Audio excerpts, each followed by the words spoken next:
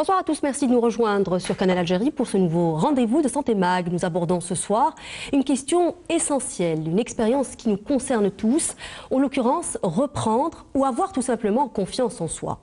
C'est une thématique très prisée, me diriez-vous, des coachs et autres adeptes du développement personnel. Dans cette émission, nous allons tenter de trouver des outils efficaces pour gagner de la confiance en soi. Sous quelle forme se manifeste le manque de confiance?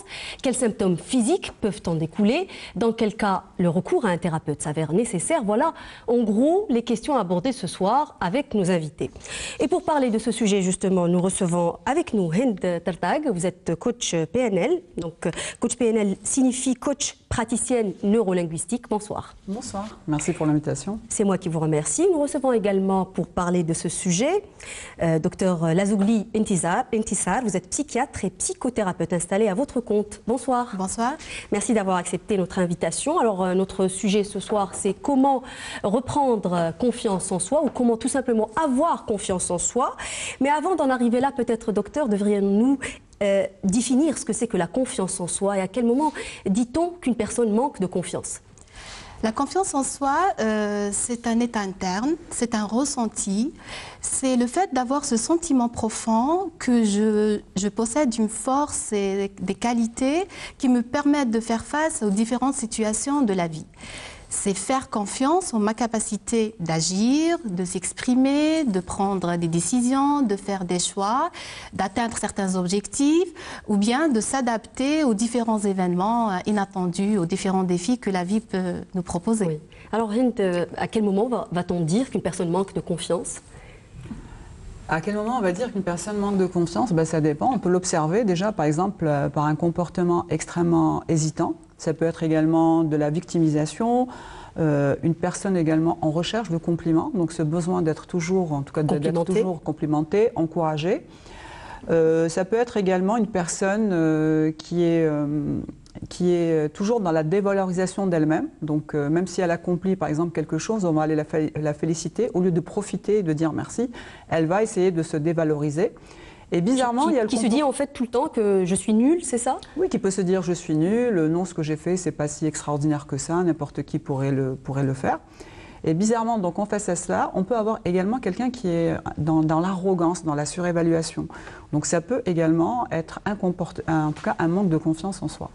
On dit aussi que c'est les personnes qui n'arrivent pas à dire non. Alors quelle est la limite en fait entre la gentillesse, parce que ça nous rappelle un peu les personnes gentilles. Alors, quelle est la limite entre la gentillesse et la perte de confiance en soi? En fait, le fait d'avoir cette capacité de dire oui et de dire le non gentil, c'est savoir s'affirmer. Oui.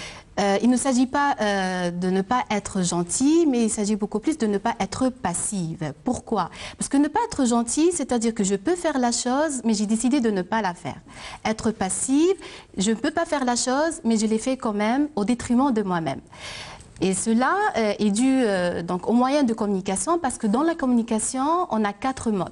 Soit je suis agressive, où je cherche à m'imposer sur l'autre, ou bien je suis passive, où je subis le fonctionnement des autres, ou bien je suis manipulateur, je cherche à utiliser les autres pour... Est-ce qu'on peut donner un exemple? Est-ce qu'on peut donner un exemple, par exemple, une personne, vous me disiez hier l'exemple d'une personne qui n'a pas la capacité de demander du sel quand elle est dans un restaurant. Oui, ça peut... Enfin, si c'est un exemple qui peut édifiant en fait. Oui, c'est un exemple édifiant. C'est une personne typiquement qui est au restaurant, qui ne va pas oser demander au serveur juste du sel, ou peut-être se lever, aller à une table à côté et demander aux gens si elle peut prendre ce sel. Après, pour revenir à la différence entre une personne gentille et une personne qui ne sait pas dire non, c'est très différent. On doit dire non quand on est mis en danger nous-mêmes, c'est-à-dire je vais faire la chose à mon propre détriment, c'est-à-dire je vais vouloir faire plaisir, même si cela doit me punir quelque part. Donc c'est à ne pas confondre, on peut être gentil et avoir confiance en nous-mêmes, hein. Donc à ne pas non plus... Par exemple, parmi tous les exemples qu'on peut avoir, c'est surtout dans le milieu professionnel où, par exemple, j'ai besoin de prendre un après-midi et que je n'ose pas demander ça à mon employeur, donc j'arrive pas à dire non, ou bien cette petite voix qui va me dire non, attention, il va penser de toi que tu n'es pas sérieuse. Donc du coup, je dois d'abord m'affirmer avec moi-même, avec cette voix, et je vais me dire non, j'ai des obligations plus importantes, je vais expliquer mes raisons à mon employeur, il va finir par comprendre. Donc s'affirmer, c'est de ce pouvoir de donner mon avis, d'exprimer ce que je pense, mes besoins, tout en respectant, en préservant l'intégrité de l'autre. C'est-à-dire je respecte ma valeur tout en respectant la valeur de l'autre. Cette petite voix, elle est très intéressante parce qu'on va en parler pendant toute l'émission justement.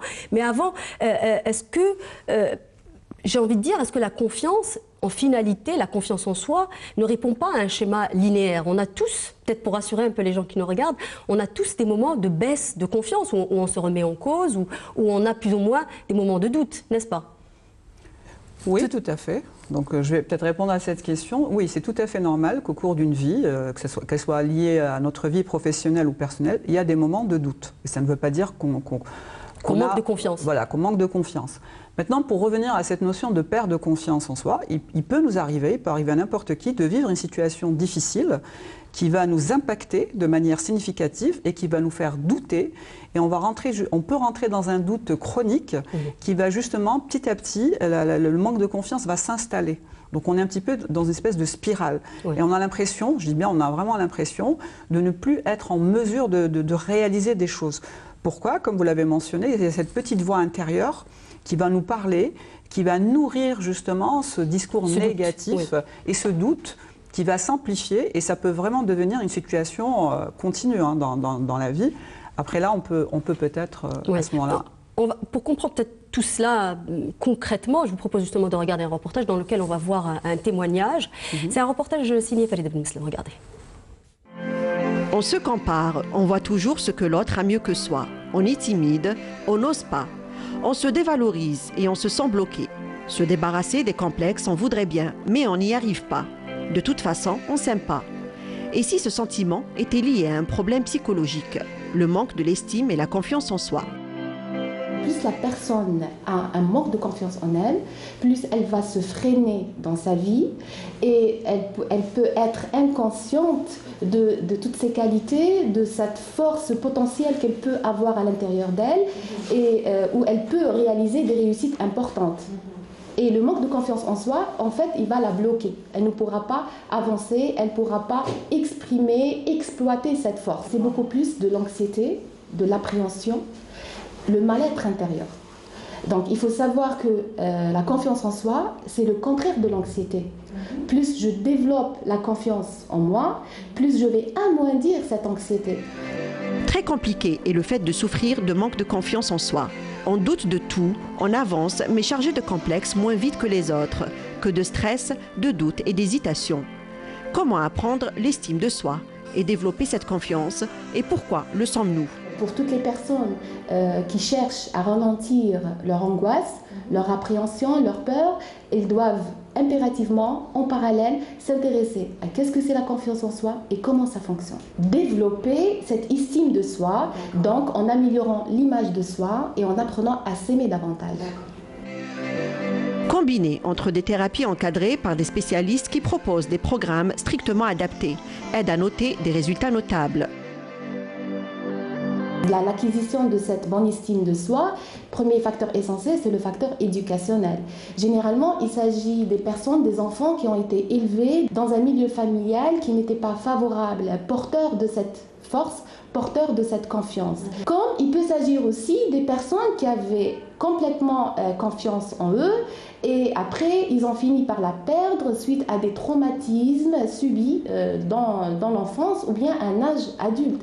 Par exemple, une personne qui a subi un harcèlement professionnel ou bien qui a été victime d'une agression physique ou bien par exemple des déceptions, des échecs. كنت إنسانة مقلقة بزاف، كنت إنسانة كانوا يجوني دي زيدي ما كاش منهم، كنت إنسانة ماشي متقبلة نفسي، كنت إنسانة ما نقدرش نواجه نفسي، حتى وين نهار اللي ديسيديت قلت خلاص لازم تروحي عند الطبيب تشوفي طبيبة تشوفي واش عندك إكزاكتومون.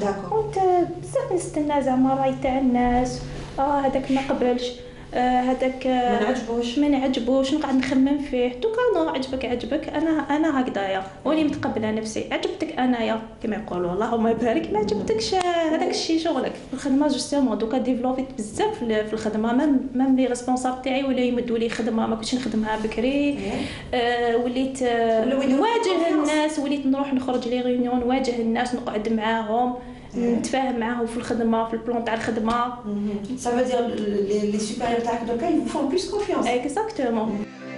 La confiance en soi est une force intérieure, une ressource naturelle, essentielle au travers de nos actes. Elle existe en chacun de nous, reste à savoir la semer, la cultiver et l'entretenir pour pouvoir s'épanouir. Alors on a vu un témoignage édifiant justement dans ce reportage. Alors vous en avez parlé brièvement, mais j'aimerais insister justement, docteur, sur les causes ou les facteurs de risque. Qu'est-ce qui cause en fait ce manque de confiance? Est-ce que c'est environnemental, éducationnel, biologique? Comment expliquer tout cela en fait? En fait, le manque de confiance en soi, soit je ne l'ai pas appris pendant mon enfance, soit j'ai fini par le perdre. Et le développement, il commence dès l'enfance, où les parents jouent un rôle primordial, parce que si des enfants, bien ces personnes n'ont pas confiance en elles, soit parce qu'ils ont été élevés dans un milieu familial. C'est-à-dire vous êtes en train de parler du mode parental, c'est ça? Du mode parental, c'est-à-dire soit ce sont des parents qui n'avaient pas confiance en eux, donc ils n'ont pas servi de modèle de confiance, ou bien ça peut être aussi la surprotection, parce que le fait de ne pas confronter, aider mon enfant à confronter la réalité de la vie, juste pour qu'il ne soit pas déçu ou bien qu'il ne souffre pas. Donc la personne, elle sera dans un sentiment d'insécurité et elle va plus oser d'affronter les personnes, d'affronter les situations. Il y a aussi la dénigration, la dévalorisation, le fait de critiquer mon enfant, de lui dire tout le temps tu es nul, tu es incapable. Donc c'est des comportements à risque à éviter pour les personnes qui nous regardent. Ça peut être aussi la comparaison, le fait de lui dire tu ne seras jamais à la hauteur des autres ou bien ta sœur elle va être meilleure que toi. Donc du coup l'enfant il ne va pas croire en ses capacités. Comme ça peut être des parents... En fait, l'enfant n'a pas de filtre, c'est ça? Les parents, c'est le repère des enfants. Et il peut aussi s'agir des parents qui ne sont pas occupés de leurs enfants juste par un manque d'amour ou bien par une indisponibilité, ce qui peut provoquer chez l'enfant ce sentiment d'être inintéressant ou bien gênant. Donc du coup, ce sont des enfants qui ne vont pas croire en leurs capacités, qui vont grandir dans l'anxiété, dans la peur, et ils vont choisir la fuite et l'inaction. Donc ils vont être dans cette peur. Comme il peut s'agir aussi des personnes qui ont acquis cette confiance dans leur environnement familial et qui ont fini par la perdre suite à un traumatisme psychique douloureux qu'ils ont pu endurer dans l'enfance, comme par exemple un abandon, une maltraitance, ou bien à l'âge adulte, comme le fait d'être victime d'un viol, une agression, un diagnostic d'une maladie grave, un harcèlement moral. On va y revenir, on va juste voir un spot publicitaire du sponsor de l'émission Saïdal et on revient juste après.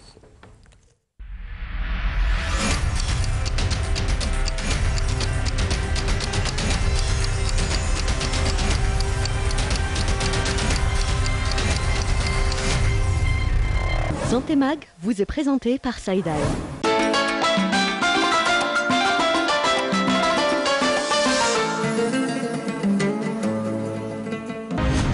رائد في صناعة الأدوية الجليسة، الجودة في صميم اهتماماتنا، إنجازات وتحديات، مشاريع واعدة في الأفق. ثقتكم هي قوتنا، خبرتنا في خدمة صحتكم. سايدال، مؤسسة في أوج النمو.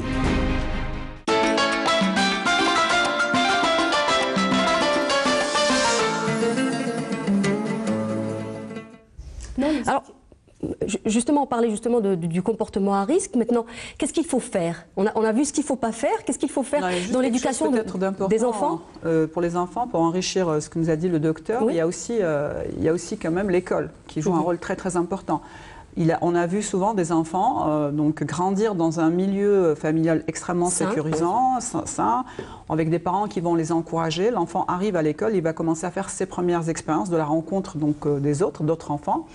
Et on va dire de manière globale le système éducatif. Et là, il peut y avoir également quelque chose qui peut se produire, il peut y avoir un manque de confiance en soi.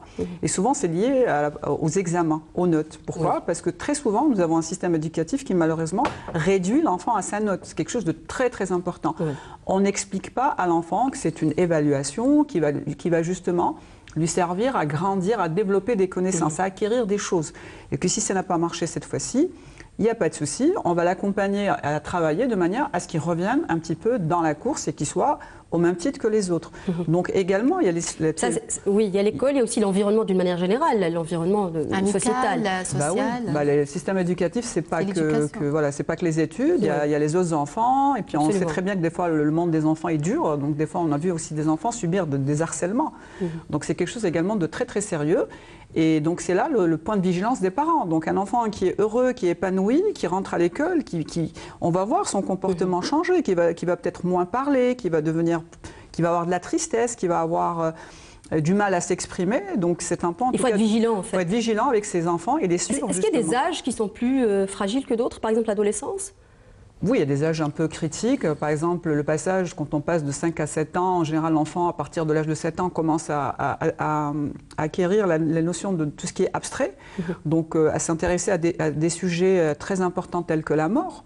Donc ça peut occasionner du stress et en tout cas il faut en parler.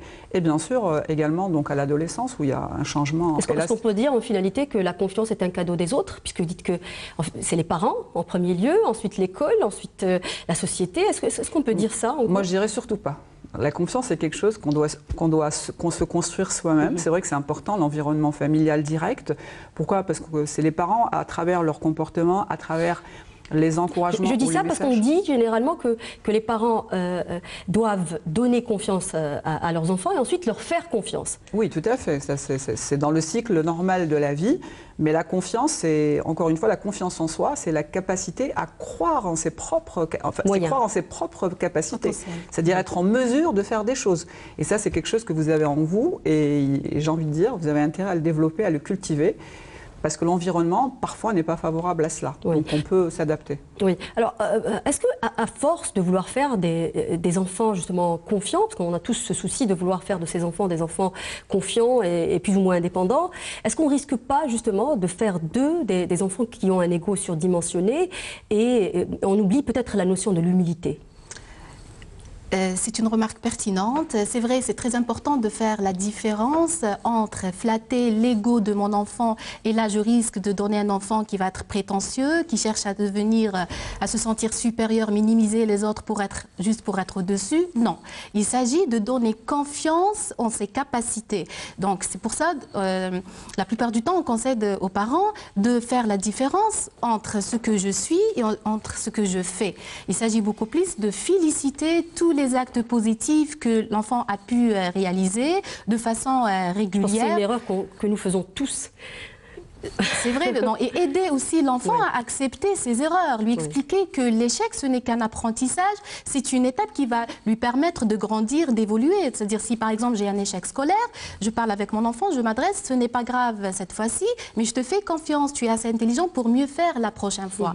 Donc il faut éviter de dénigrer, éviter de survaloriser l'enfant pour ne pas flatter l'ego. Sur les actes. Sur les actes, voilà. Tout à fait. C'est important de le savoir. Alors on arrive peut-être au fait de reprendre confiance en soi pour les personnes peut-être qui ont subi une éducation malsaine ou qui ont subi des traumatismes, comme vous disiez tout à l'heure. Alors, quelles sont les étapes à suivre pour reprendre confiance en soi? En fait, d'abord, on commence par analyser toutes les causes du manque de confiance en soi. Et dans le cas où il y a la notion d'un traumatisme psychique violent, on procède d'abord à la libération de ce traumatisme. Pourquoi? Parce que plus le traumatisme persiste, il va bloquer l'apprentissage. Et dans ce genre de cas, on procède dans notre pratique de tous les jours à des techniques qui permettent d'exposer cet événement douloureux dans l'imaginaire. Et la technique la plus utilisée, c'est l'EMDR. Donc c'est une technique qui consiste à exposer ce souvenir traumatisant dans l'imaginaire et suivi des mouvements oculaires. C'est-à-dire pourquoi quel événement a altéré notre confiance? Bien sûr, d'où l'intérêt d'analyser d'abord. Parce que ce n'est pas toujours évident en fait. Tout à fait. Donc il faut d'abord qu'on analyse avec la personne l'origine de ce manque de confiance. Quand il y a la notion d'un trauma, on commence d'abord par libérer. Et pourquoi on procède à cette imagination? C'est-à-dire on aide la personne à se désensibiliser de ce souvenir. De ce souvenir, c'est-à-dire détacher le souvenir de cette émotion douloureuse. Une fois l'événement ou bien le trauma l'estomac a été libéré, à ce moment-là qu'on procède à l'apprentissage.